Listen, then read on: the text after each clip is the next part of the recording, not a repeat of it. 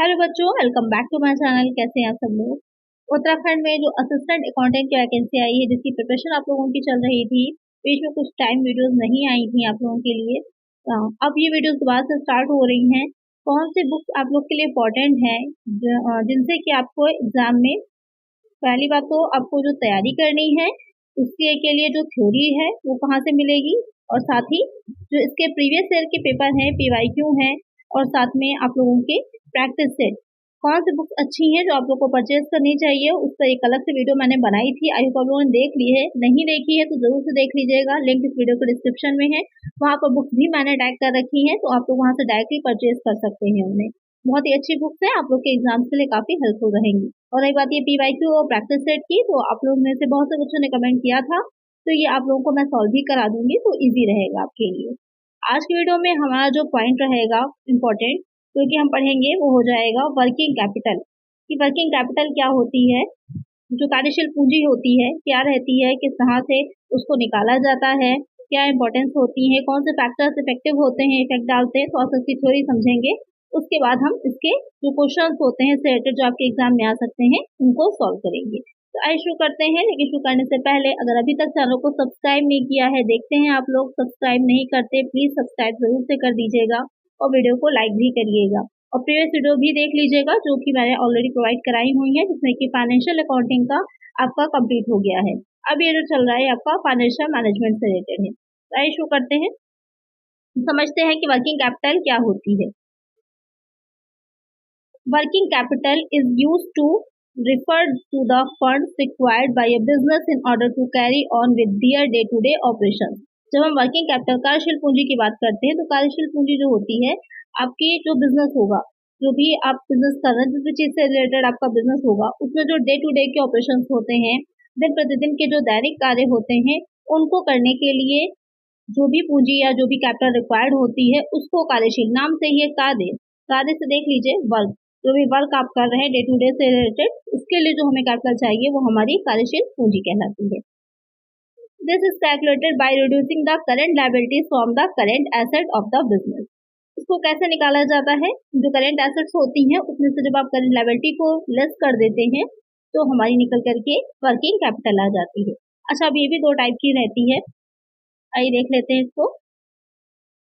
How to calculate working capital. यहाँ पर आपको पॉइंट टू पॉइंट चीजें मिलेंगी, वो आप लंबी चौड़ी कहानी पढ़ने की आपको जरूरत नहीं है। जितना आपके एग्जाम में पूछा जाना है उसको पॉइंट टू पॉइंट ही पढ़िए, क्योंकि बहुत ज्यादा डिटेल में डीप में जाने से कोई मतलब नहीं, आप कंफ्यूज ही होंगे। सिर्फ पॉइंट टू पॉइंट चीजों को समझिए।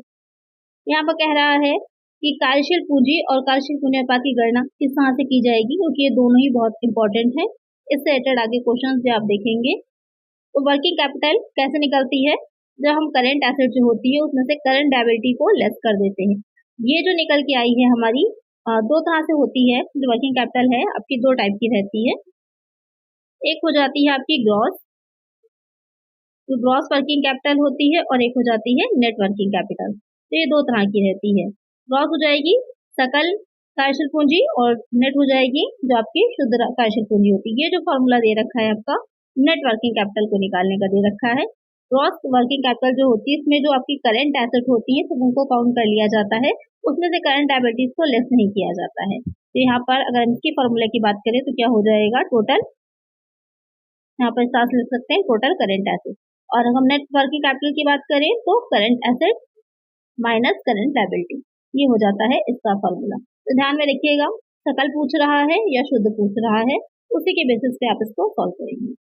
अब ये तो हो गया हमारा वर्किंग कैपिटल। अब आ जाता है वर्किंग कैपिटल का रेशियो, यानी कि कार्यशील पूंजी अनुपात। तो अनुपात कैसे निकाला जाता है, current asset upon current liability.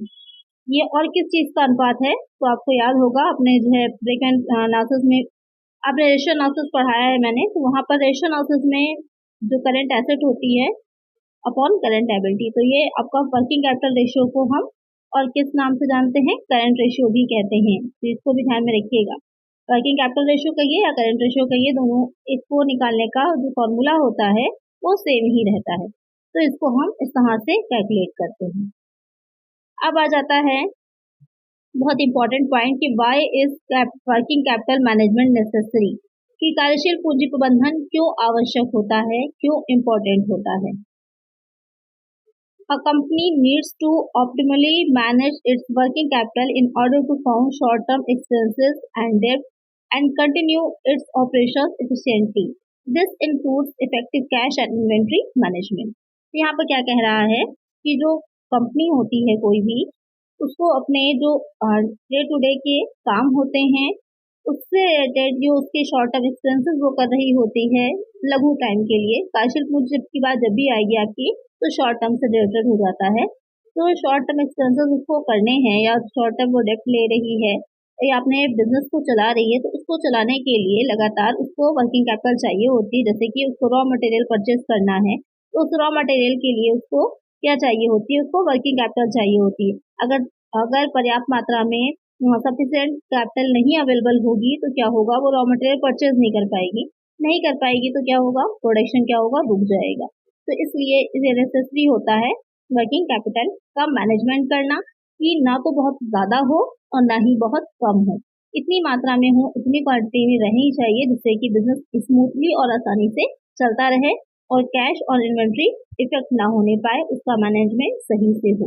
तो इसलिए वर्किंग कैपिटल मैनेजमेंट आवश्यक होता है। अब नेक्स्ट इसमें आ जाता है कि वर्किंग कैपिटल को हम किस तरह से, यानी कि वर्किंग कैपिटल किस स्रोतों से, किस सोर्सेज से हमको मिल सकती है। बहुत इंपॉर्टेंट पॉइंट है ये वाला, ये किस सोर्सेज से हमको मिलती है। अगर हम बात करें कि क्या उसके साधन होते हैं, क्या सोर्सेज होते हैं, कहाँ से हमें जो वर्किंग कैपिटल है वो अवेलेबल हो सकती है, जो उसके सोर्सेज कौन कौन से होते हैं, तो यहाँ पर आप स्क्रीन पर देख रहे होंगे दो तरह के सोर्सेज, एक आपके लॉन्ग और मीडियम टर्म के होते हैं और दूसरे शॉर्ट टर्म के होते हैं। तो यहाँ पर बात कार्यशील पूंजी की हो रही है, वर्किंग कैपिटल है शॉर्ट टर्म से रिलेटेड होती है, लेकिन यहाँ पर सोर्सेज की हम बात करें तो सोर्सेज आपके दोनों तरह के होते हैं। वर्किंग कैपिटल के लिए लॉन्ग टर्म भी होते हैं और शॉर्ट टर्म भी होते हैं। तो यहाँ पर अगर हम लॉन्ग टर्म की बात करें तो उसमें आपके ओन्ड आ जाती है और बारोड आ जाती है, यानी कि स्वामिगत क्योंकि आपकी कैपिटल होती है, जैसे कि शेयर्स वगैरह से जो आती है वो कैपिटल आपकी ओन हो जाती है। बारोड में जो भी आप ऋण ले रहे होते हैं, लोन लेते हैं। शॉर्ट टर्म में बात करें हम तो सबसे पहले ट्रेड क्रेडिट आ जाता है, बैंक क्रेडिट आता है और अदर सोर्सेज आ जाते हैं। ये तीन तरह के होते हैं। अब इसके अंदर भी बहुत सी चीजें आ जाती हैं, कौन कौन सी चीजें हैं वो देख लेते हैं। तो यहाँ पर ओन में आ जाती है अंश पूंजी, यानी कि जो शेयर कैपिटल होती है, शेयर्स आ जाते हैं यहाँ पर आपके। संचित कोष एवं अधिशेष, यानी कि रिजर्व एंड सरप्लस, जो रिजर्व में रखी गई है और या फिर जो सरप्लस से अधिक की है आपकी, वो यहाँ पर आ जाती है।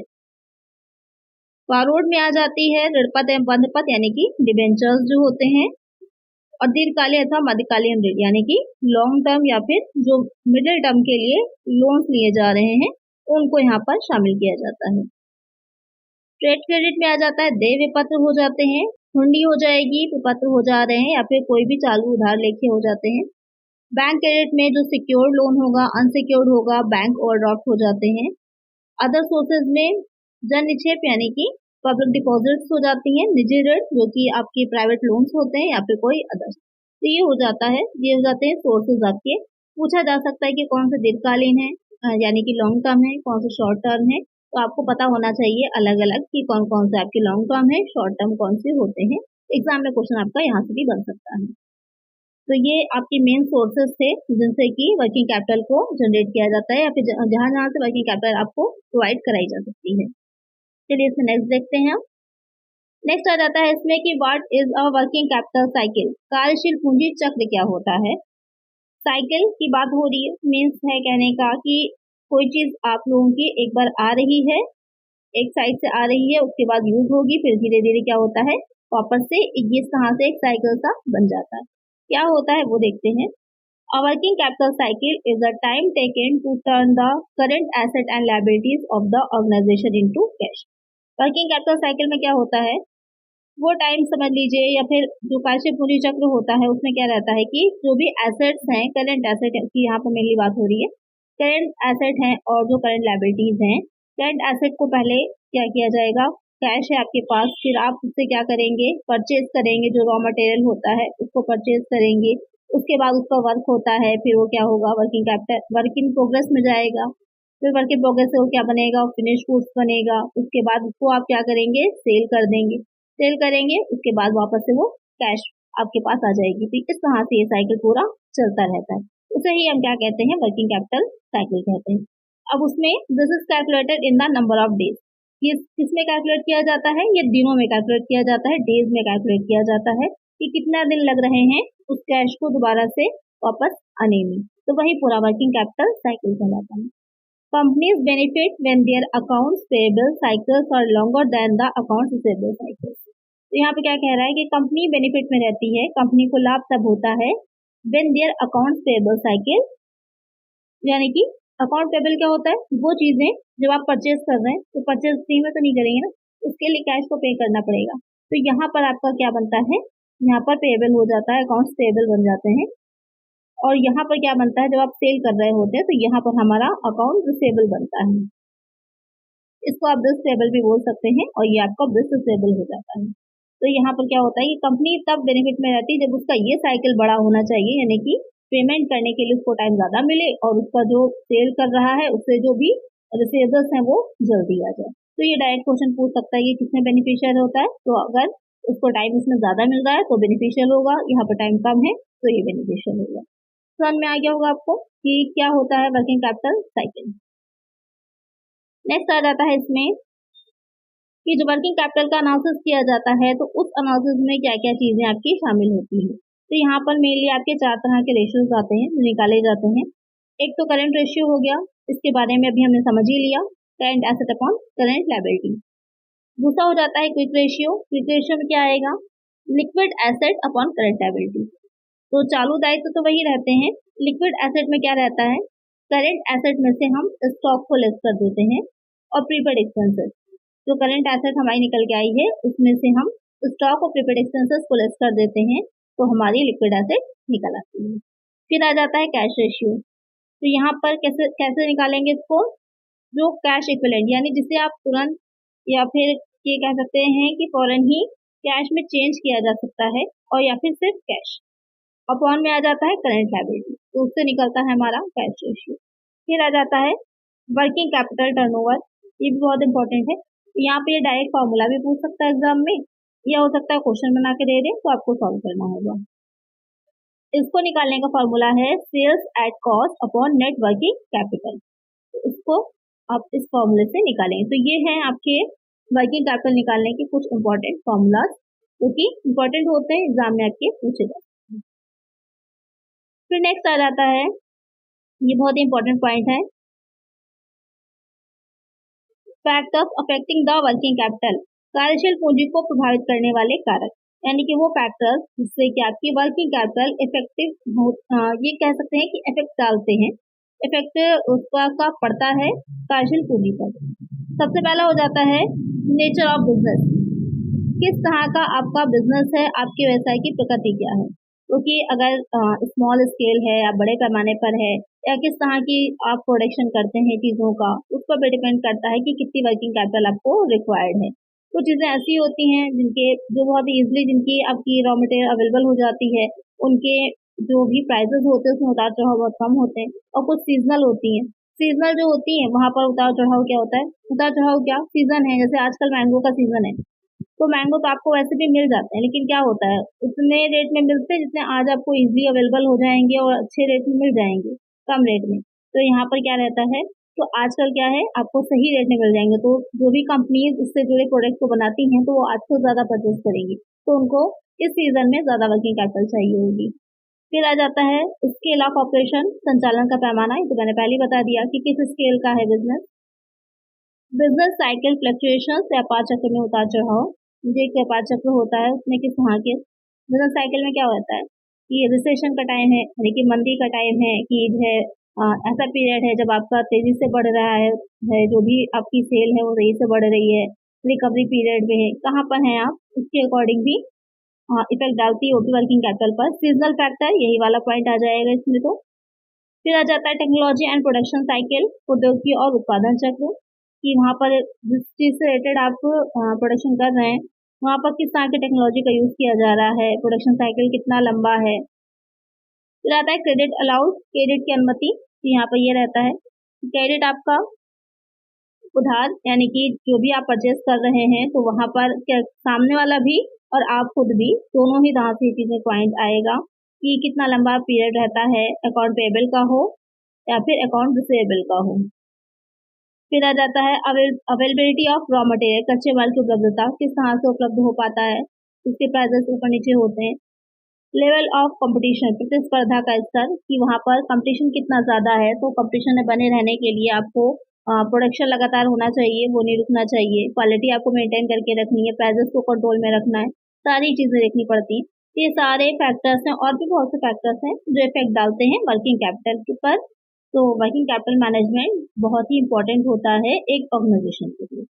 तो यहाँ तक हमने पढ़ लिया वर्किंग कैपिटल के बारे में, उससे इम्पोर्टेंट रेशियोज के बारे में, कौन से फैक्टर्स इफेक्ट करते हैं और किस तरह हम उसको निकालते हैं, साथ ही वर्किंग कैपिटल साइकिल क्या होता है और किन के सोर्सेज से हमको वर्किंग कैपिटल मिलती है। अब इसके आगे हम पढ़ते हैं इससे रिलेटेड जो एमसीक्यूज हैं इम्पोर्टेंट जो आपके एग्जाम में पूछे जा सकते हैं, अब उनको सॉल्व करते हैं। फर्स्ट क्वेश्चन लेते हैं इसमें कि कार्यशील पूंजी का आशय होता है वर्किंग कैपिटल मीन्स, ये क्या मीनिंग होती है? Total of current asset, excess of current asset over current liability, that portion of asset which changes in business operation, all the above. यहाँ पर क्वेश्चन क्या कह रहा है कि वर्किंग कैपिटल की मीनिंग क्या होती है। तो यहाँ पर जो कि यहाँ पर स्पेसिफिकली ये नहीं बताया कि नेट वर्किंग कैपिटल या ग्रॉस वर्किंग कैपिटल, तो हम उसको ध्यान में रखेंगे कि यहाँ पर दोनों को ही शामिल किया गया है। तो चालू संपत्तियों के योग से करेक्ट है, जो आपकी ग्रॉस वर्किंग कैपिटल होती है उसमें से करंट एसेट को ऐड किया जाता है। सेकेंड वाले पॉइंट में क्या कह रहा है कि करंट एसेट जो करंट लायबिलिटी है उसके ओवर जो करंट एसेट्स होती हैं, यानी कि वही चीज है करंट एसेट में से करंट लायबिलिटी को लेस कर दे, ये पॉइंट करेक्ट है। That portion of asset which changes in business operation, संपत्ति का वह भाग जो ऐसा संचालन में बदलता रहता है। तो ये तीनों ही पॉइंट करेक्ट आ जाते हैं हमारे, तो करेक्ट आंसर हमारा ऑप्शन डी होगा ऑल द अबव।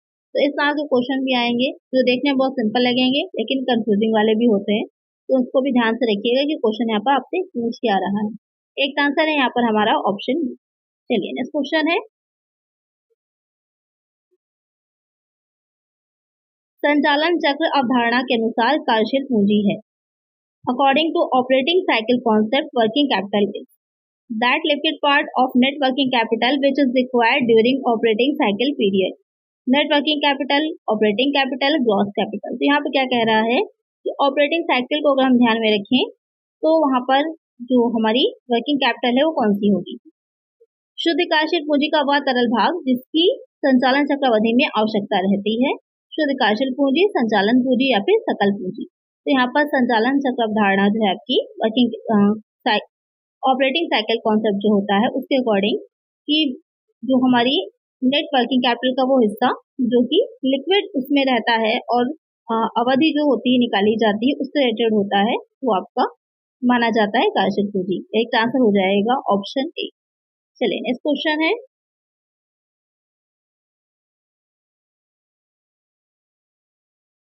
स्थायी कार्यशील पूंजी है। Fixed working capital is minimum stock of raw material, minimum balance of bank, salaries of workers, all the above. स्थायी कार्यशील पूंजी यानी कि फिक्स्ड जो होती है, क्योंकि आपको एक लगातार एक्सपेंस होनी ही होनी, खर्च होना ही होना, उसमें चेंजेस नहीं आने हैं, वो फिक्स हो जाती है यहाँ पर। तो इसमें क्या शामिल किया जाएगा? तो कच्चे माल का न्यूनतम स्टॉक भी आएगा, बैंक का न्यूनतम शेष भी आएगा और मजदूरों का वेतन भी आएगा। तो उपरोक्त सभी यानी कि ऑल द अबव हो जाएगा। चलिए नेक्स्ट क्वेश्चन, मौसमी कार्यशील पूंजी की प्रकृति है। Nature of seasonal working capital is short term, long term, medium term, variable. तो मौसमी या फिर सीजनल, तो सीजन क्या होता है? एक लिमिटेड टाइम के लिए आता है फिर आगे बढ़ जाता है। तो जो सीजनल होती है उसकी जो टाइमिंग होती है वो शॉर्ट टर्म होती है। एक आंसर क्या हो जाएगा हमारा? ऑप्शन ए हो जाएगा। चलिए नेक्स्ट क्वेश्चन है, कार्यशील पूंजी की पर्याप्तता आवश्यक है। Adequacy of working capital is required for prompt payment, for increase in credit, for convenience in raising loan, all the above. तो कार्यशील पूंजी की पर्याप्तता यानी कि आपके पास एक पर्याप्त मात्रा में वर्किंग कैपिटल होनी ही चाहिए। तो किस लिए या फिर किस रीजन से इसकी रिक्वायरमेंट रहती है कि एक आपकी लिमिटेड है या एक मिनिमम अमाउंट में आपके पास वर्किंग कैपिटल रहनी ही चाहिए। भुगतान में तरलता है कि जब आप पेमेंट करें तो आपके पास पेमेंट करने के लिए होनी चाहिए। आपके क्रेडिट से यानी कि क्रेडिट इंक्रीज होता है मार्केट में, ऋण प्राप्ति में आपको सुविधा होती है। तो यहाँ पर ऑल द अबव हो जाएगा उपरोक्त सभी, ये सारे ही पॉइंट आपके सही हो जाते हैं। इसके लिए हमको एक लिमिटेड मात्रा में कार्यशील पूंजी होना जरूरी होता है। चलिए नेक्स्ट क्वेश्चन है, अत्यधिक कार्यशील पूंजी प्रमाण है। Excess working capital is evidence of advance credit का, डिमांड ऑफ द प्रोडक्ट का, आइडल फंड्स का, नन ऑफ दीज। क्वेश्चन कह रहा है कि एक्सेस वर्किंग कैपिटल यानी कि मतलब ये है कि जितनी आपको आवश्यकता नहीं थी उससे ज्यादा आपके पास वर्किंग कैपिटल है, तो इसकी क्या मीनिंग हो जाता है। तो आवश्यकता से ज्यादा होना या अत्यधिक मात्रा में होने में ये रहता है कि आपके पास जो वर्किंग कैपिटल है आप उसको फिर से यूज नहीं कर पा रहे हैं, क्योंकि working capital day to day business में के लिए ही या फिर बिजनेस के ऑपरेशन को चलाने के लिए ही होती है, तो उसको रखने का कोई मतलब नहीं रहता। तो वहाँ पर क्या है, निष्क्रिय कोष है आपके, आइडल फंड है। तो एक आंसर क्या हो जाएगा, ऑप्शन सी, बहुत ही अच्छा और इम्पोर्टेंट क्वेश्चन। चलिए नेक्स्ट क्वेश्चन है, कार्यशील पूंजी का अनुमान लगाने की शुद्ध चालू संपत्ति विधि आधारित है। Net current asset method of estimating working capital is based on cash cost, credit policy, credit sale, burrowing plus rate of interest. Question क्या कह रहा है, जो वर्किंग कैपिटल का अनुमान लगाने का शुद्ध चालू संपत्ति विधि है, नेट करेंट एसेट मेथड है, वो किस पर डिपेंड करता है, किस पर बेस्ड है, ब्रोकर लागत पर, साख नीति पर, उधार विक्रय पर, उधार प्लस ब्याज दर पर। तो किस पर डिपेंड है, तो सिंपल सी बात है, ये आपका कैश पर ही होता है, कैश कॉस्ट पर होता है। एक आंसर क्या हो जाएगा, ऑप्शन ए। तो इसमें बात उधार की ही नहीं जाती है, मेन आपका कैश को ही देखा जाता है कि कैश में आपके पास क्या क्या अवेलेबल है, कैश इक्विवेलेंट या फिर कैश की बात की जा रही है। एक आंसर है ऑप्शन ए। नेक्स्ट क्वेश्चन है, कार्यशील पूंजी ज्ञात करने की चिट्ठा विधि में बनाए जाने वाले चिट्ठे को कहा जाता है। The balance sheet to be prepared under balance sheet method finding out working capital is called historical balance sheet, projected balance sheet, current balance sheet, none of this. यहाँ पर कह रहा है कि जब हम वर्किंग कैपिटल को निकाल रहे होते हैं तो उसको निकालने का जो बैलेंस शीट मेथड होता है, तो उसके अकॉर्डिंग जो हम बैलेंस शीट तैयार करते हैं उस बैलेंस शीट को क्या कहते हैं, ऐतिहासिक चिट्ठा कहते हैं, प्रक्षेपी कहते हैं, चालू चिट्ठा या फिर इनमें से कोई नहीं, तो उसे हम प्रक्षेपी यानी कि प्रोजेक्टेड बैलेंस शीट कहते हैं। तो एक आंसर होगा ऑप्शन बी। बहुत ही अच्छा और इम्पोर्टेंट क्वेश्चन है ये भी आपका। नेक्स्ट क्वेश्चन है, लाभांश समायोजन विधि कार्यशील पूंजी की आवश्यकता प्रकट करती है। Profit and loss adjustment method reveals the working capital requirements as cash flow statement, fund flow, cash budget, none of these. तो क्वेश्चन क्या है, जो आपकी प्रॉफिट एंड लॉस, यहाँ पर आपने देखे कि सारी मेथड धीरे धीरे कवर हो गए आपके वर्किंग कैपिटल को निकालने की। तो यहाँ पर कह रहा है कि जो लाभांश समायोजन विधि है उसमें जो वर्किंग कैपिटल की आवश्यकता है वो किसको रिप्रेजेंट करती है, तो वो आपके रोकड़ प्रवाह की यानी कि कैश फ्लो स्टेटमेंट से रिलेटेड हो जाती है। तो एक आंसर होगा हमारा ऑप्शन ए। चलिए नेक्स्ट क्वेश्चन है,